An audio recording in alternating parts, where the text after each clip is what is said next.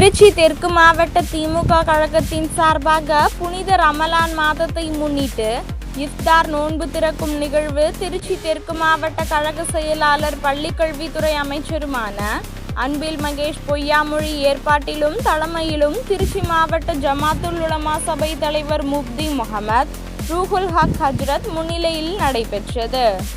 இந்நிகழ்வில் உலமா பெருமக்கள் ஜமாத்தார்கள் அனைவரும் திரளாக கலந்து கொண்டு நோன்பு திறந்தனர். அதனைத் தொடர்ந்து தொழுகையும் நடைபெற்றது. புனித பெருநாளுக்கான வாழ்த்துக்களையும் இஸ்லாமிய பெருமக்களுக்கு அமைச்சர் வாழ்த்துக்களை தெரிவித்துக் கொண்டார். இந்நிகழ்வில் கிழக்கு சட்டமன்ற உறுப்பினர் இனிகோ இருதயராஜ், மணப்பாறை சட்டமன்ற உறுப்பினர் அப்துல் சமத், மாநகர கழக செயலாளர் மு பதிவாணன் மற்றும் கழக நிர்வாகிகள் இஸ்லாமிய பெருமக்கள் பெரும் திரளாக கலந்து கொண்டு சிறப்பித்தனர். அமைச்சர் அன்பில் மகேஷ் பொய்யாமொழி பேசுகையில், இறைவனிடம் கையேந்துங்கள், அவர் இல்லை என்று சொல்லுவதில்லை என்ற பாடலை பாடி, இந்த பாடலை பாடி அதே குரல்தான் ஓடி வருகிறார் உதயசூரியன் பாடல் பாடியவர் என மேடையில் அமைச்சர் பாடல் பாடினார். மந்திரம் தந்திரத்திற்கு ஆளாகாத மார்க்கத்தை கொண்டவர்கள்தான் இஸ்லாமியர்கள் என சொன்னவர் முத்தமிழ் அறிஞர் கலைஞர். பாரம்பரியத்தை விடாமல் பின்தொடர்பவர்கள் இஸ்லாமியர்கள் என சொன்னவர் பேரறிஞர் அண்ணா.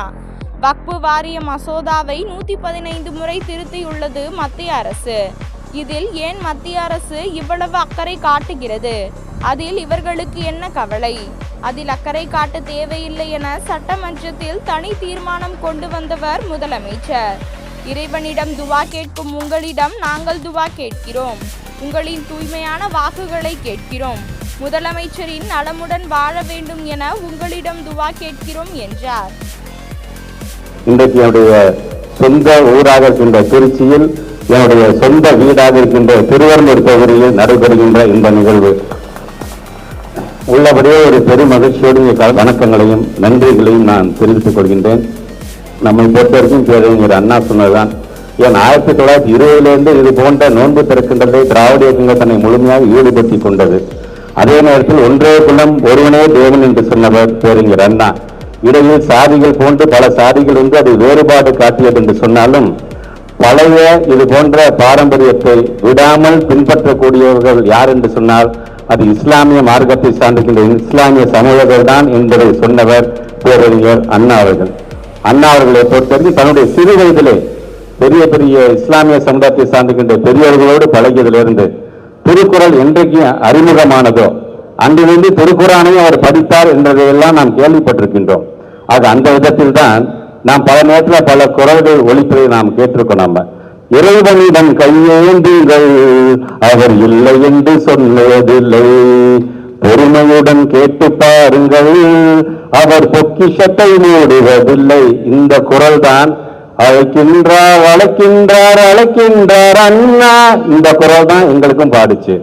ஓடி வருகிறான் உதய சூரியன், இந்த திராவிட குரல் தான் எங்களுக்கு ஒலித்தது. கள்ளக்குடி கொண்ட கருணாநிதி வாழ்கவே, மக்கள் உள்ளம் குடிகொண்ட உண்மை தலைவர் வாழ்கவே என்கின்ற திராவிட குரலும் எங்களுக்காக ஒலித்த குரல் தான் என்பதற்காக இதை நான் சொல்கின்றேன்.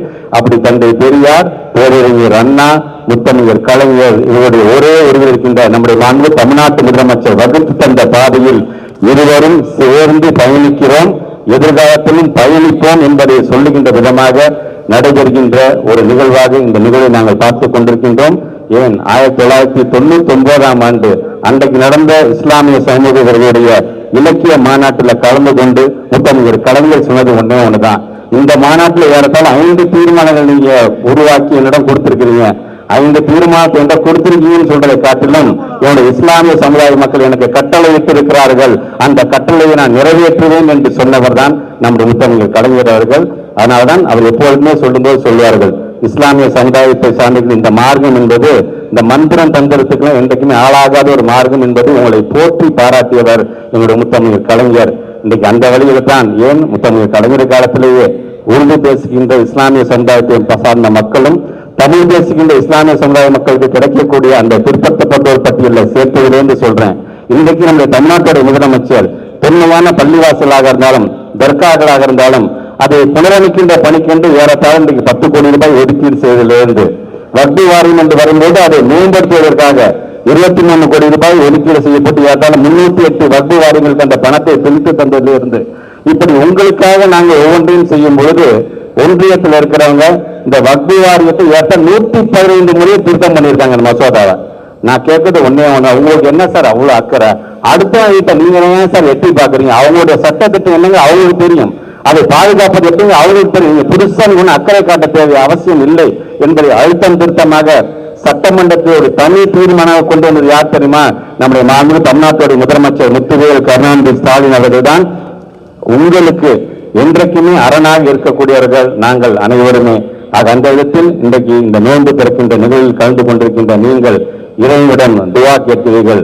இறைவனிடம் நீங்கள் துவா கேட்கும் பொழுது உங்களிடம் நாங்கள் துவா கேட்கிறோம்.